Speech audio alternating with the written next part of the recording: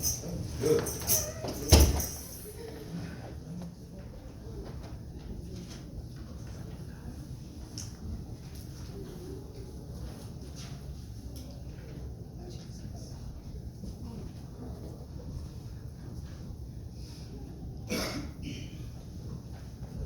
Wasn't that beautiful?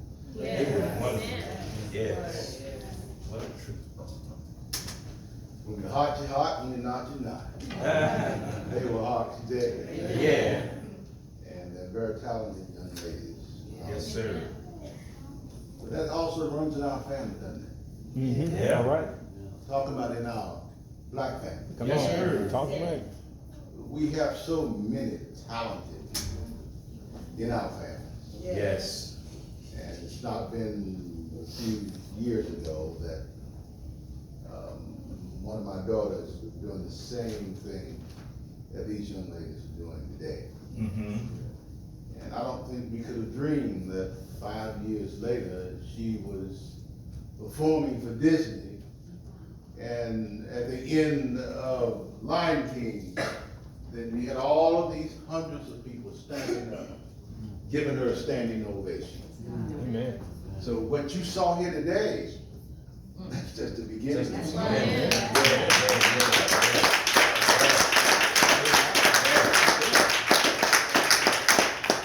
Yes, indeed.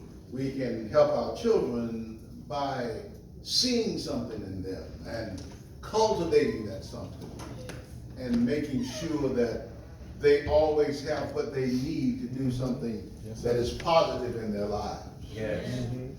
When our daughter was at this little Evelyn Arts School out here in Churchland, Virginia, and you had to get up and take her down to the dance studio after work and come back and pick her up, later. And then after that, the Governor's School for the Arts and going over to ODU every afternoon to pick her up from ODU.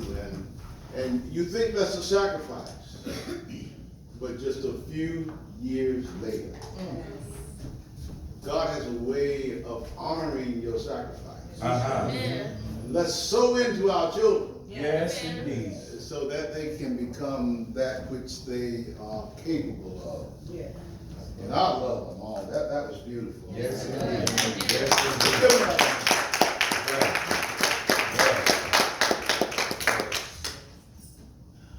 Pastor, tell me, you've been around here for 18 years. And I was just turning around and looking at him earlier, and he still looks young, and you must have been a child when they made you. Thank you, John. First lady, I don't know what it is, but whatever you're doing to keep him looking as young, keep on doing it, whatever it is. And so I am honored to be here today to close out the week of activities, honoring the 18 years that your pastor has been in the vineyard. Yes. When the Lord said, go into my vineyard and work, Amen. whatsoever is right, and I will repay you. That's what he said. And so he has been working in the vineyard for 18 years. And Hallelujah. I know you say he's going over to Brazil, and what they don't know is that he is a preacher of the gospel, but if they mess with him, he can be a gangster too.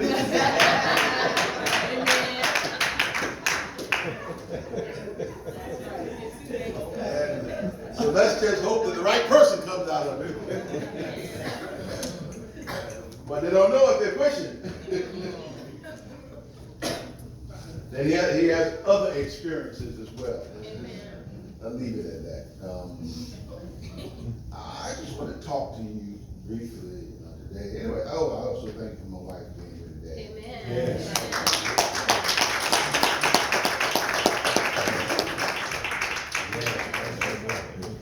Seems like she gets a little sweeter every year.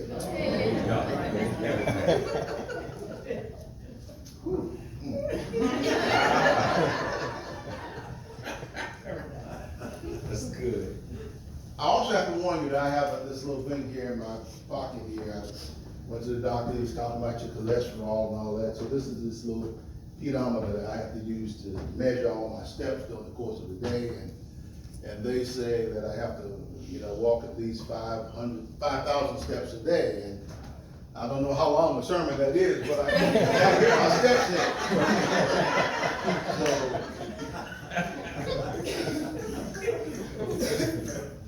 So if I hear you saying 4,929, I know I'm coming to the end of that. All right. But in all seriousness, I want to talk to you from the book of Exodus today. Okay. And when you have an opportunity, I hope you will take the time to just read the whole book. Because we've all have had an Exodus experience in our Yes. lives, Yes. where we had to sort of walk out of bondage. Uh-huh. Now, your bondage could have been a little bit of anything, That's right. but we've all had an Exodus experience in our lives. Yeah. And we're likely to have more if we just keep on living. But I'm going to read to you from Exodus 4 All right. and 2. Everyone have that? Exodus 4 and 2. Can you read it for me, please? I can't seem to find my glasses over here somewhere. Oh, here they are, back here. But read it for me anyway, please. 4 and 2. Okay, praise the Lord. Then the Lord said to him, "What is that in your hand?" "A staff," he replied. That's good. And so that's what I'm going to talk about today. What do you have in your hand? Mm. You see, when the old Pharaoh, who knew Joseph, understood the contributions that the Israelites made to their country, and then when the new Pharaoh came in, who knew not Joseph, he said, "These people are almost as numerous as we are. They're in our country. And so what are we going to do?" And so he started to oppress the people. He started to oppress the people who had been good to him, who had built his buildings, who had tilled the crops, and who made sure that his people were able to eat good food. Yeah. Does this story sound familiar to you? Come on, preacher. Your ancestors built this country. Yes, Right. sir. Yes, sir. They tilled the fields. Yes. Yes. And they built ships. They helped to build houses all over the country. And then the Pharaoh started to oppress his people. You know, before slavery, there were a great number of African Americans who lived in this country who were great brick masons and great builders and all of those kinds of things. Yes, sir. Architects, Yeah. engineers. Yeah. But they began to enslave us Mm. because they didn't appreciate what we had done for this country. Do you know how good God has been to us? Yes. Yes, sir. God has been so good to us that he started civilization in our hometown. That's All right. right. The oldest known fossil in the history of the world of a Homo sapien came out of Africa. Yes, sir. So every human being who is alive today is a descendant of our forebears. Yes, sir. So they're all Africans. Yeah, yeah, yeah. Every human being alive, from a historical perspective and from a scientific perspective, they are descendants of Africans, our people. All right. Amen. But yet we sell ourselves short. Sure, we've had all kinds of humans before Homo sapiens, and Homo just simply means man. Right. That's what it means. And sapien simply means wise. So the men that we have today are simply supposed to be wise men. Homo sapien.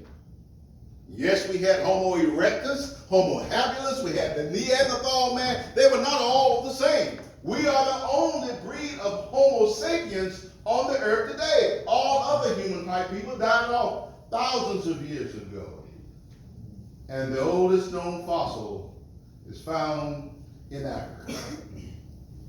Teachers. So we are the folks who brought civilization here. And now people attempt to treat us as if we don't exist. Yeah. Right. And we don't tell our children that we are the descendants of kings and queens and that we started this thing. Come on now. And they feel like that they're a less than those who try to oppress them. And just like they did in Exodus, once you have done something good for them, you tilled their fields, you built their ships, and they took your patents because you could not go down to the patent place and file a patent. They took the things that you invented and went down to the patent houses and claimed them as their own, and you never got paid anything. Come on now. God Almighty. Talking Hey, truth. no man. This country owes us Yes, sir. More than 40 acres in the because we contributed everything to it, gave up our lives, and there are hundreds of thousands of people who died in slavery who never saw this day. Come on. And in many ways, we still think that we are slaves today. Jesus Christ. Amen. So when the children of Israel got down to the Red Sea, trouble behind them, Pharaoh's army, trouble in front of them, the Red Sea. They had no boats to cross. Have you ever been at a place in your lifetime where it looked like you had trouble all behind you, trouble all in front of you, and you didn't know what you were going to do? Yes, sir. There comes a time in a person's life when you think that life is no longer worth living. Jesus Christ. Because there's trouble on every. You haven't had trouble, I suppose. I've had But there's trouble sometime on every side. Yes, sir. Sometimes when you feel like that nobody cares about you, you don't have enough money, you don't have the house you want, it seems like your husband or your wife just won't do right, the children are running all over the place, you get a call from the police officer to say, I got your son down here, man. And it seems like you have trouble on every side. Jesus Christ. The children of Israel got down to the Red Sea, had Pharaoh behind them, just waiting to kill them. And here is the sea in front of them there, and they had no boats and no paddles. It's at that time, when the night get the darkest, if you listen to that still small voice, what do you have in your hand? God Almighty. Sometimes to me, it's my head. I don't know what to do, so I'm sitting there with my head in my hand. Sometimes for you, it could be almost anything. But what God was trying to tell the children of Israel is what I'm going to tell you today, that God never leaves you defenseless. It does not yet appear that what you have is sufficient to do what you need to do. So here he is, standing there with a rod in his hand, a piece of wood about that long. God said, drop it on the ground. It turned into a serpent. And then he backed up from that serpent. He said, no, I want you to face that thing that you fear the most. Jesus. I want you to face that thing that you fear the most. Moses backed up. And then God told me, you go over there and pick it up. Grab it by the tail and pick it up. And when he overcame his fear, that snake straightened out. Back to the rod again. The lesson in that is, I'm telling you that there's something that you fear right now. The reason that you have not gotten exactly where you want to be, because of fear. There's something that you're so afraid that if I have 2 cents, if I got 2 cents in my pocket, and if I leave where I am right now, and I give up that 2 cents, I know I got the 2 cents already. Am I going to give up what I already have to get something that I don't know what's out in front of me? Did you hear those children who were following Moses? At least when we were back there, we had a burying ground. We're going down here in the desert, and we don't have anywhere to bury our children or anything. Why can't we just go back? And that's the story of our lives. We are always going back. Jesus Christ. Rather than looking forward. Come on now. Isn't that why the windshield is larger than the rearview mirror in your car? You need to look wide to look ahead of you. You only need a small one to look behind you. Come on. Keep looking ahead and not behind. Yeah.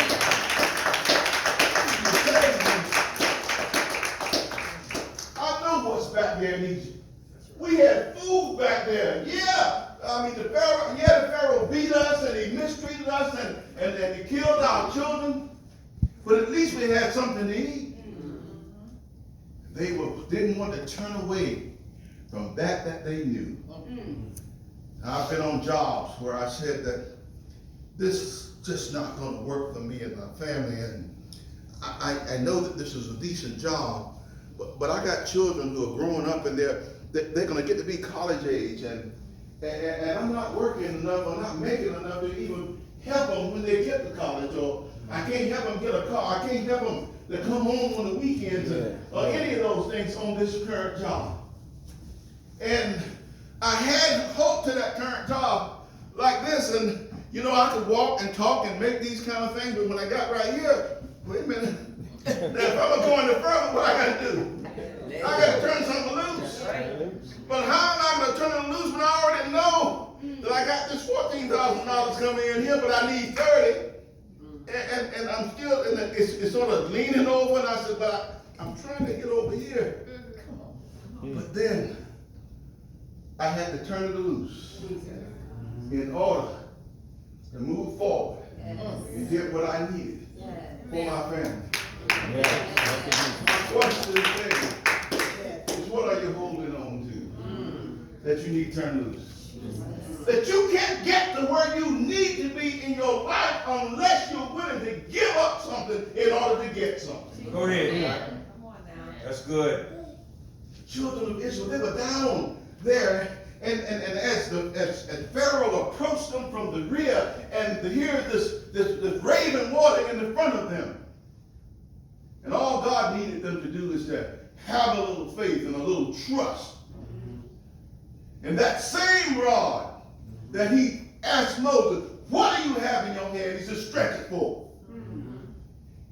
And all he's saying to you, you take that faith that he has given you in your mind and say, he said, I will help you, I will work for you. He said, all you need to do is stretch forth your faith, your trust, your belief in an almighty God. And he said, I will bring the Red Sea back from you. Yes, sir. I will allow you to cross on dry land.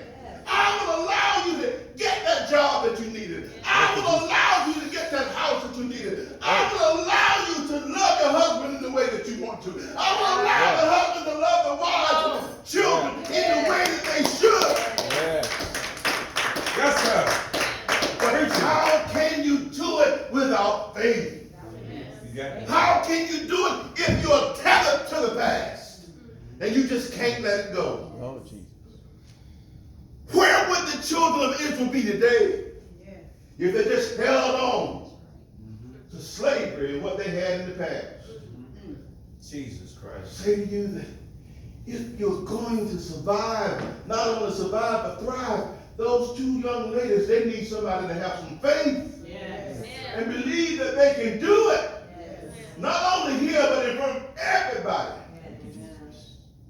I remember the first time we went to see our daughter perform when she worked for Disney, and the whole auditorium was packed with people in every seat.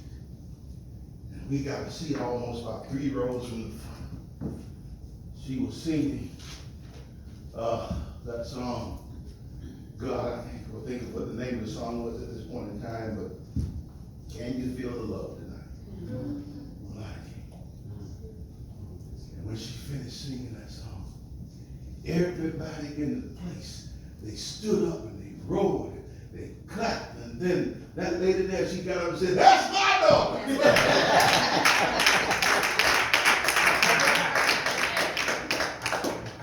That's the happened just a few years earlier, down here in Churchill, over in Chesapeake. The same young girl who, you know, she just said, well, I don't know, my feet hurt, Mama, you know, and yet she kept on going. Because somebody had faith in her. It was okay to leave my law office and drive over to ODU and pick her up in the afternoon and take her home. And sometimes you go to performances after that, and all of those nights you're out on the road and going this place and that place. It was for that night. And all of those people stood up and clapped their hands and gave a standing ovation, and after it was all over, they wanted an autograph and all those kinds of things. It was for that. But if you have confidence in any little child in this place, that child can do anything. That's right. Yes, sir.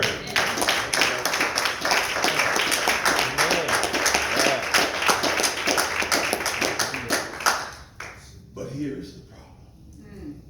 All right, teachers. Thursday night football. Friday night football.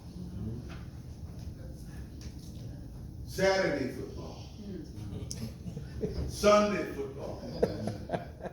Sunday night football. Monday night football. Yes.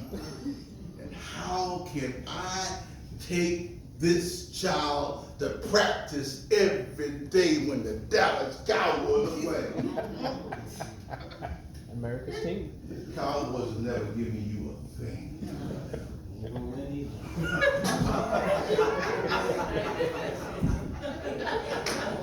I don't remember anything with you.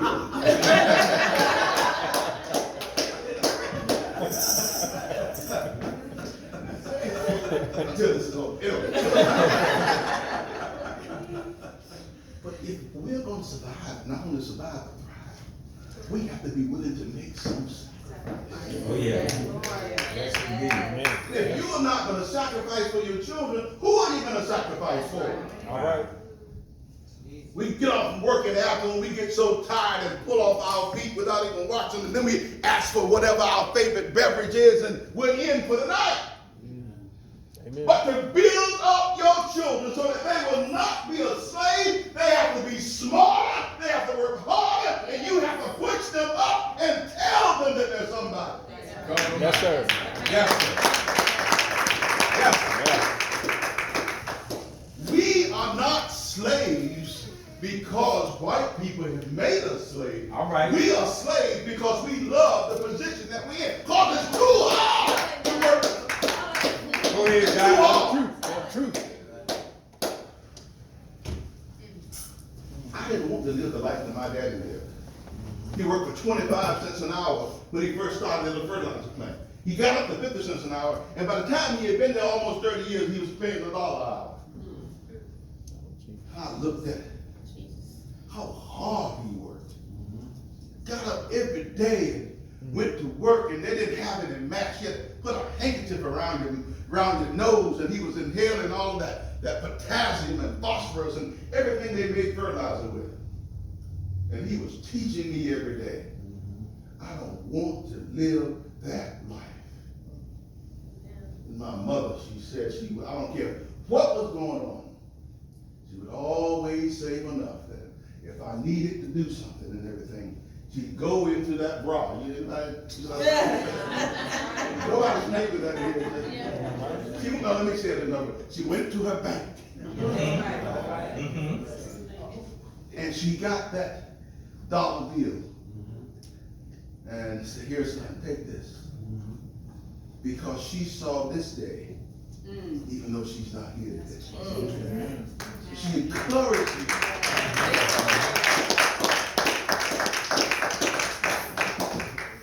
We have to invest in our children. Yes. Otherwise, they're going to be slaves.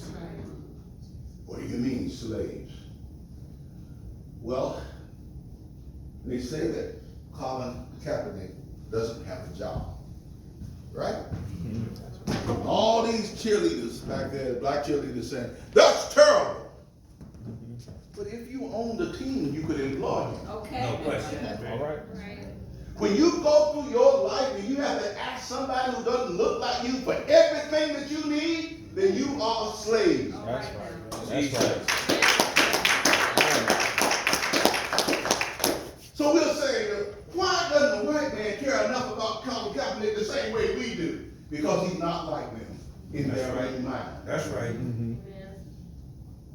You know how it works. A white coach can pass around from team to team and fail and fail. Black coach fails 1 year, he's fired. That's how it You goes. know how it works. That's how it goes. And then we get mad. But you need to get mad with you because we don't own the team. There you go. We can employ the person, but we can talk about the other person who's employed. We keep sending our kids to school and get feel-good degrees and all that kind of thing. But let me tell you something. The history, the future is in math, science, innovation, technology. Yeah.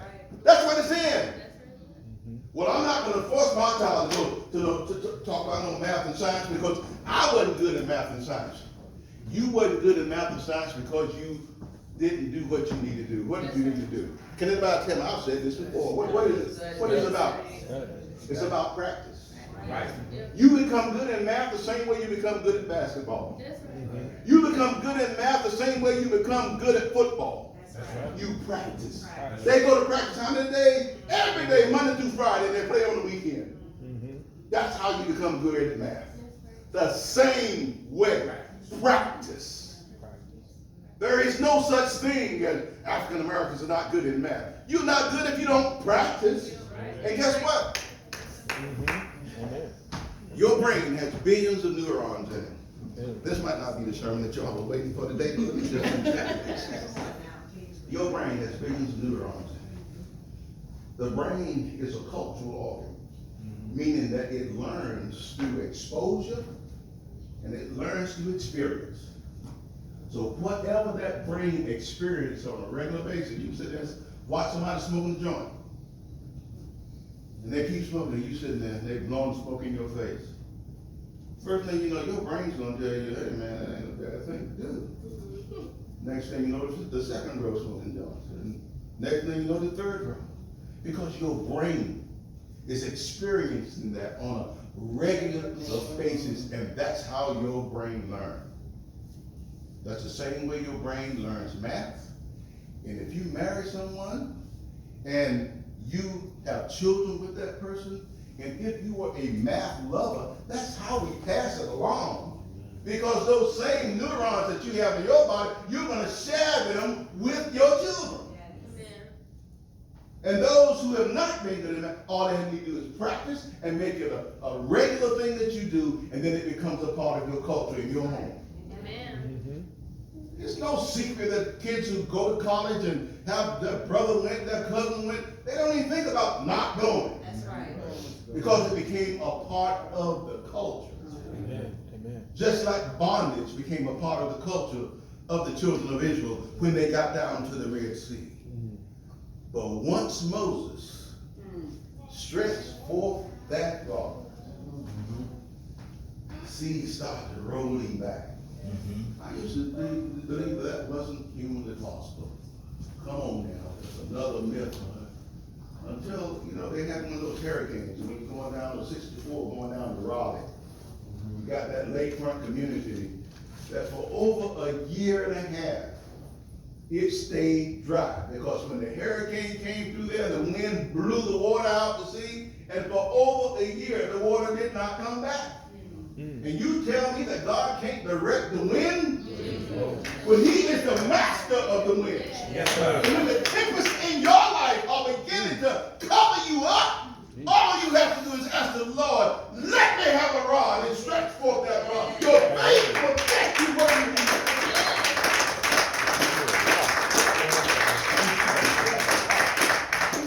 But lest you be mistaken, there's some of us who would not take the responsibility for our lives, and everything is covering us up, and we say things like, well, I'm gonna just turn it over to the Lord and let him work it out. Guess what? God is not your Santa Claus. He said, study to show yourself approved. That's what he says. If you want to have something in this world, he will open the door for you, but you have to make the sacrifice.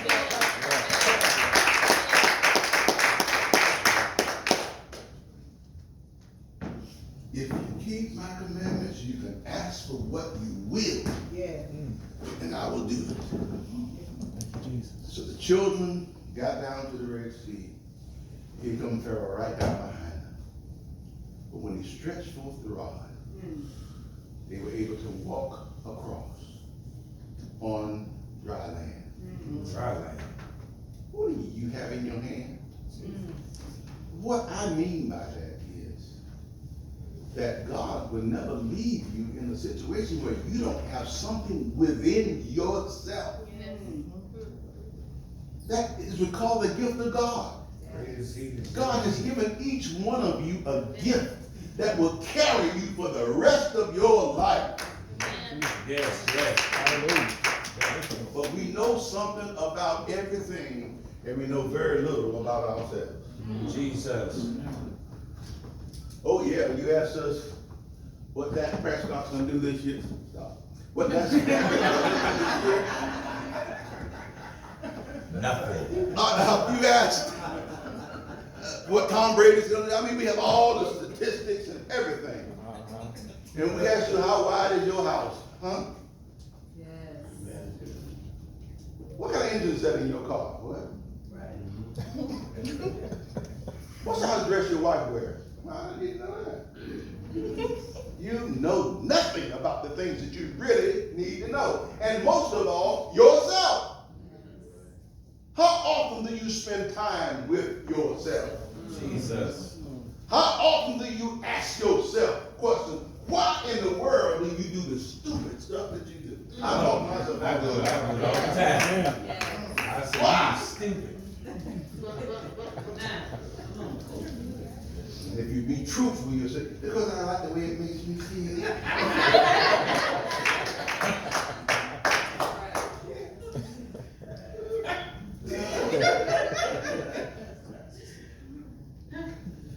That's good. We need a week.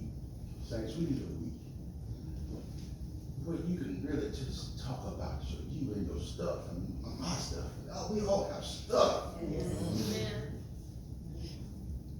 But I like to be able to look at where I am today and then 3 months, look back. Did you make any progress in anything? Come on. Are you still doing the same things you were doing before? Is the family better off? Do we talk to one another? I mean, really talk to one another. I mean, and if you can't measure that progress and you've been married for 20 years and you still doing the same stupid stuff you were doing 20 years ago, then you don't even know who